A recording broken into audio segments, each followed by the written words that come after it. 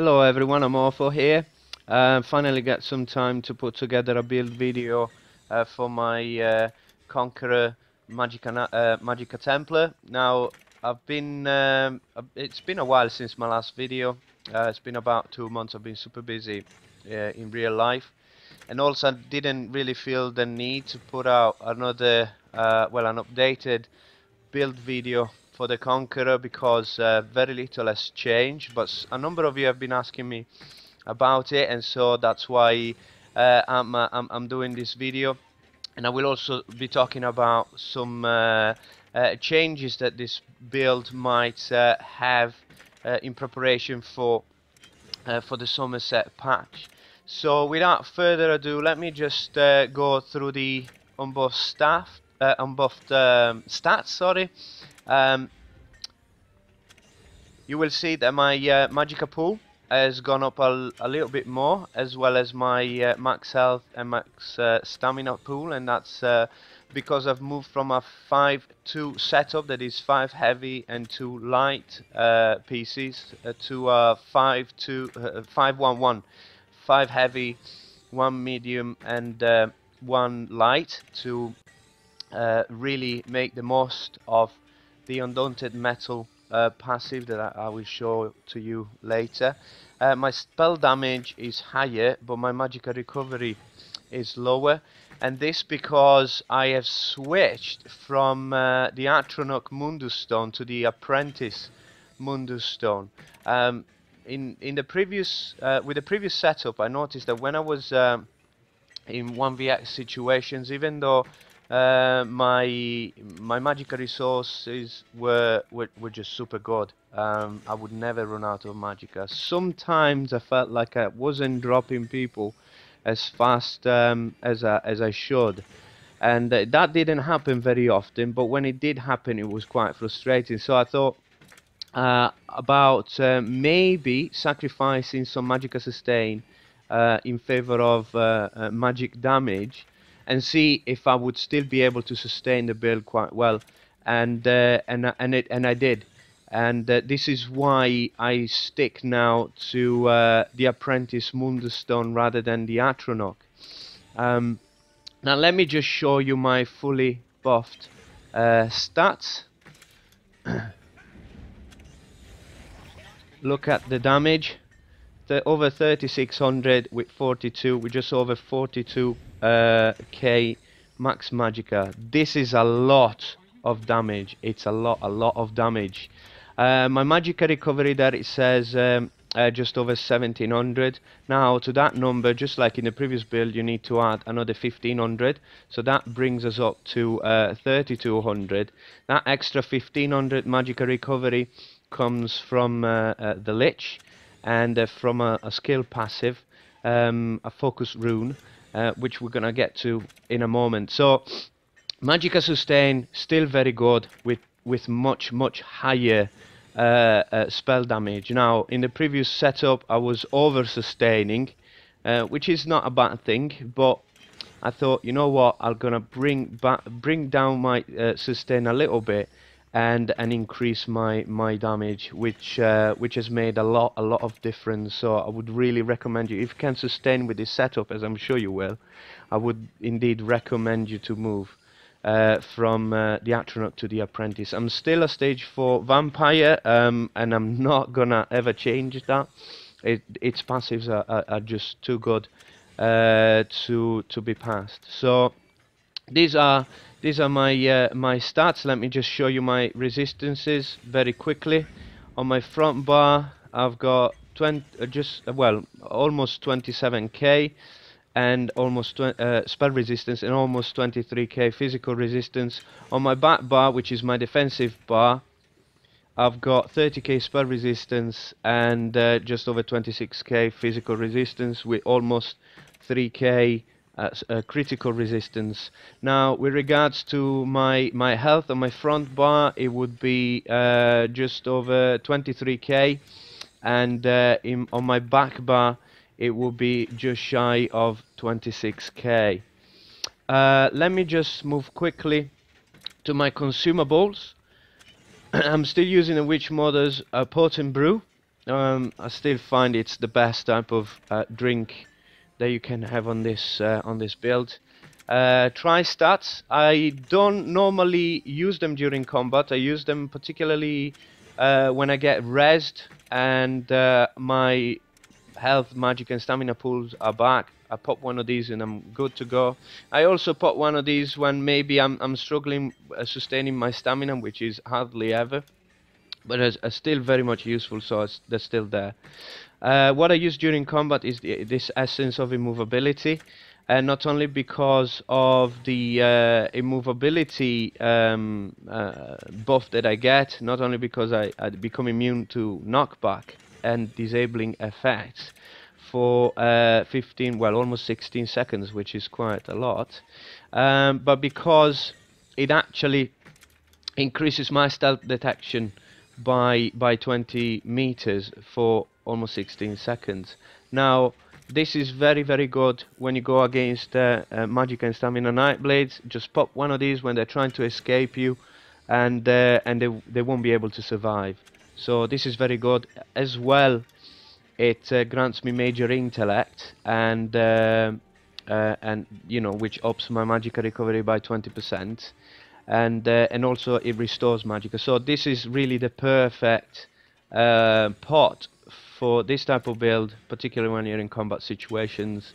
And then when you are in sticky situations, you know you won't survive the Zerg, you just pop one of these invisibility pots that doesn't just make you invisible, but it grants you major expedition, which increases your movement speed by 30% for almost 50 seconds. Now, because you are a vampire, you go even faster than non-vampire characters. So this is, again, it just synergizes so well with the build.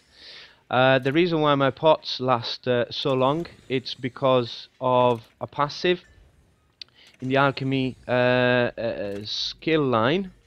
Let me just get to that one. It's called medicinal use. I really recommend anyone engaging with PvP, well, PvE as well, to just max out your alchemy skill, because of this, simply because of this passive that makes your pots last 30% longer. So the effect of your pots will actually be longer than the pot's cooldown. So you can have that buff up all the time if you want to. So I would really recommend you level up your alchemy skill line and unlock that passive. Now that we're talking about skills, I'll just show you some of the things that have changed. First thing is inner light. Normally I would use reflective light. Now you can keep on using reflective light. The reason why I started running with inner light instead of reflective light is twofold. Basically, because it gives me a buff to my max magicka. Not only the skill directly, but there's also another passive of the Mages Guild that does exactly that, which I think it's Magicka Controller. There you go. Not only it increases my max magicka, but my magicka recovery by 2% for each Mages Guild ability slotted. So this skill gives me a 2% max magicka plus a 2% max magicka and a 2% magicka recovery. So that one really buffs everything else, every other skill in my setup. As well as obviously granting me major prophecy, which is the main reason why it's there. But it is a passive skill, it's not an active one. It doesn't obviously deal any damage, and I don't really use it to reveal stealthed nightblades because I use my pots for that. Dawn's Wrath, on the other hand, it causes damage. It's a dot, so it can proc Scoria, as we're gonna get to in a moment. And but the problem is that it can be dodged, and very often I find myself trying to applying it on my enemies, and my enemies rolling out, and so having to reapplying it, and it just slows down my rotation. Normally it would be purifying light, then reflective light, and then I would go in with my jabs. but very often I can't go in with my jab straight away because reflective light really hasn't landed, whereas with inner light it's just always there. And but the thing that reflective light has that inner light doesn't is the fact that once you activate reflective light, you get major prophecy, which means that it can transfer to your back bar when you use Honor the Dead. So you have higher chances to crit your heal, which you don't have with inner light, because inner light gives you major prophecy only when you're on your front bar. So really it's up to you whether you want to use inner light or reflective light, or the other morph of reflective light as well. Is it's equally good. Then purifying light, again, that can make your damage quite bursty. You can really time it with your ultimate. It's really good.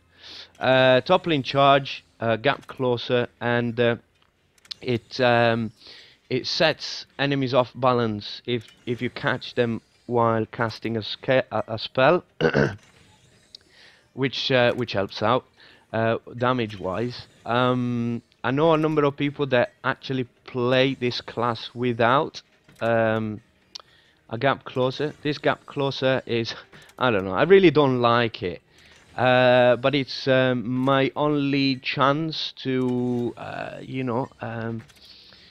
stun people, CC them consistently, but I don't know. I think this gap closer could be a bit better. Some people don't really like it and don't use it, but I really can't play it without a gap closer with any class really. So that's why it's there. Then obviously good old faithful Punchery Sweep. This is actually getting buffed with the next patch. Instead of healing you of 35% of your damage done, it's going to be 40% of your damage done. So this is great. In fact, Templars in general are getting a minor buff with the next patch, which is great. Radiant Oppression as well is getting a bit of a buff as well. You can go for this more for the other one. And then as ultimate you can still use Ice Comet, although if you wanted to you can swap that for let me just find it.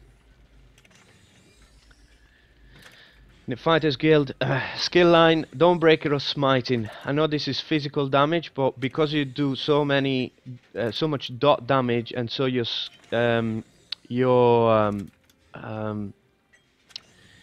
what is it called? Your champion points. A lot of that will go into Thaumaturge to buff your dot damage. You can still produce quite a bit of damage with this skill, even if it's a physical damage only. And not only that, it grants you, it stuns all the enemies in front of you in a cone. Now, this I think it's a more tactical choice, because you can bring down, you can bring your enemy's health low and then hit them with a Dawnbreaker or Smiting. That will smack them down. It will CC them. And that will enable them. It will enable you, sorry, to finish them off with Radiant Oppression. See, they won't be able to block it or heal themselves or whatever. Why? Because they will be CC'd. So that will give you that little window of opportunity to finish them off without giving them a chance to get back up. Again, Ice Comet does the same, in lots and lots of damage, and again, it stuns the enemy in an area. So that's great, although it takes some time to land, and basically the enemy knows when the comet is coming and gives them the chance to actually block. But really a skill that I'm using instead of these at the moment is Soul Assault. It is just a phenomenal skill. The only downside to it is the fact that it's single target. But it really burns enemies down. I mean, look at that. Unbuff damage over 70k. If I were to buff its damage, 80k damage. Now, lots of stamina builds as of late have turned to medium armor setups. If you were to damage them even slightly and then hit them with this type of damage, I tell you, they will not be able to survive it. 80,000, 80k magic damage over 3.5 seconds. And if there's night blades for 2 seconds, they cannot stealth away. It cannot be interrupted. It can be blocked, but hey, it's still 80k damage. So yeah, this is an amazing, a phenomenal skill to use, a phenomenal ultimate, and it's fairly cheap. Not only 96 ultimate. Come on, I would recommend you really to use it. Then on my back bar, good old faithful elusive mist for mobility and survivability. Honor the Dead, that's my burst heal.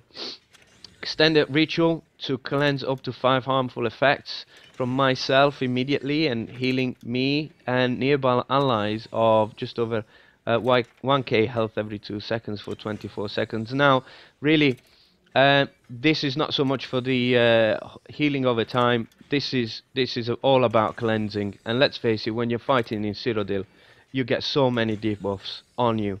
From players, from trebuchets, and you name it, from oils. So especially from oils, being a vampire, you suffer a lot from fire. So dragon knights and oils.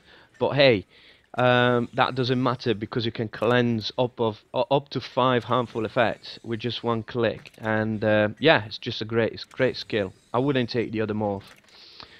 Structured entropy. This is for my major sorcery.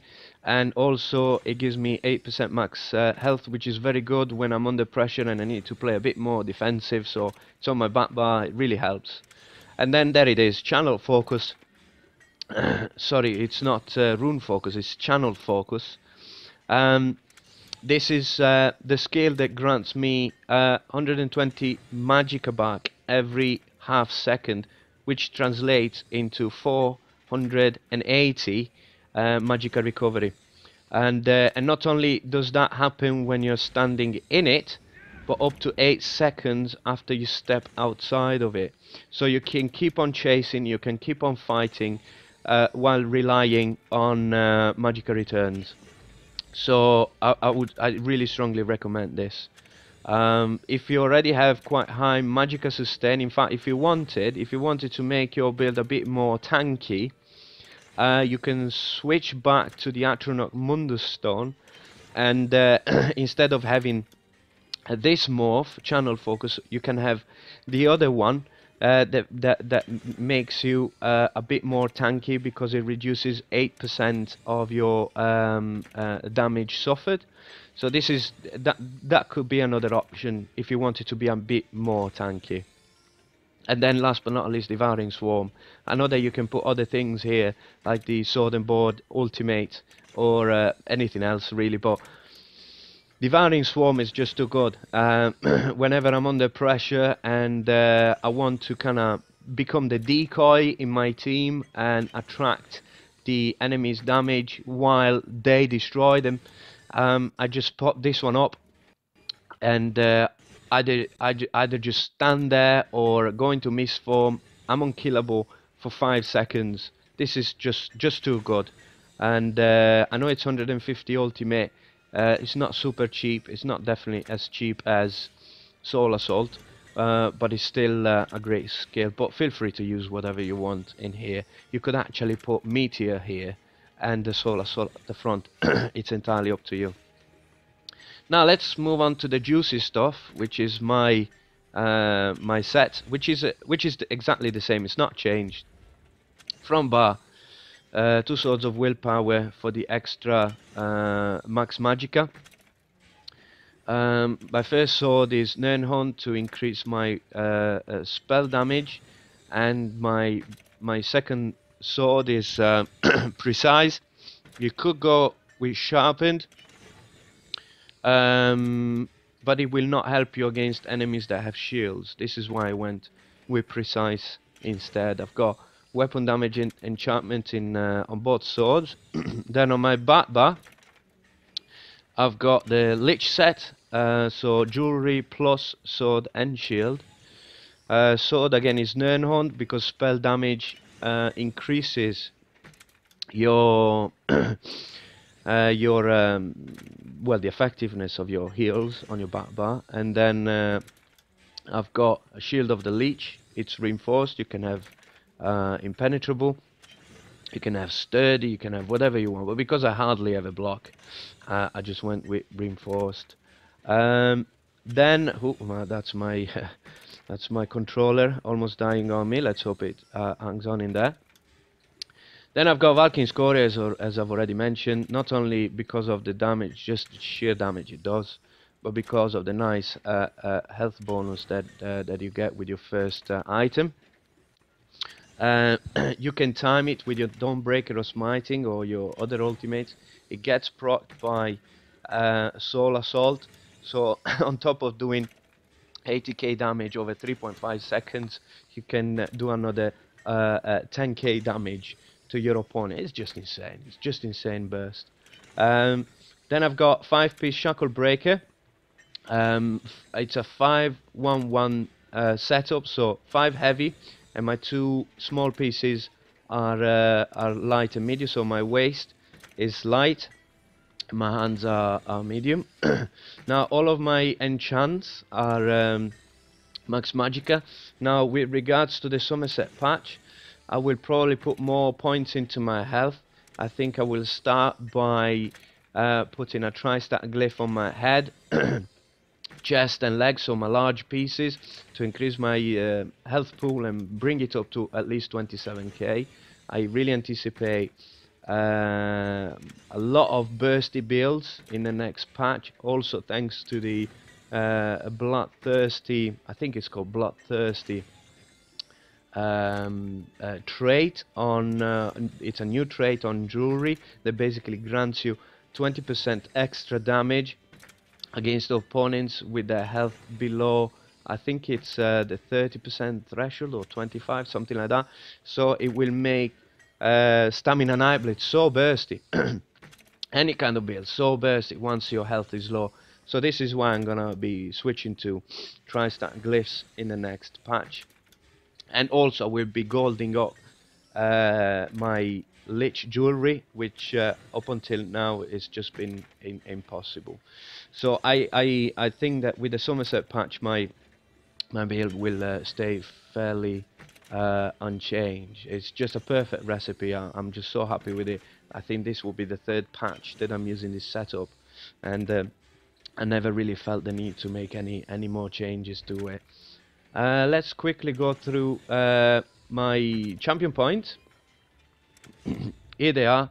They're not completely optimized. I could spend some time on it, but there you go. Got 28 points into Warlord, 3 into Sprinter because didn't know where else to put them. 75 into Arcanist, 43 into Mooncalf, 27 into Tenacity. This because sometimes if I run low on stamina, I just recover it through heavy attacks. You see, not having a staff, it makes it difficult. Sorry, not having a staff. I need to focus everything on magica recovery, and with regards to stamina recovery, I just have to do full heavy attacks, either with my swords or with my sword and board. Twin Befoul, because I didn't know where else to put them, and that's what I meant by fine-tuning it earlier. I could take these 2 points and these 3 points and put them together as 5 points somewhere else, but I couldn't be bothered. 11 points into Tumbling, 51 into Shadow Ward to help me sustain my stamina with block a little bit better.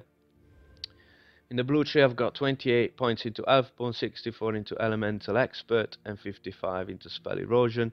I've put a lot more points in this because being in heavy armor I won't be able to penetrate as much, and I don't have sharpening on my front bar either, so I'll just put more points in here.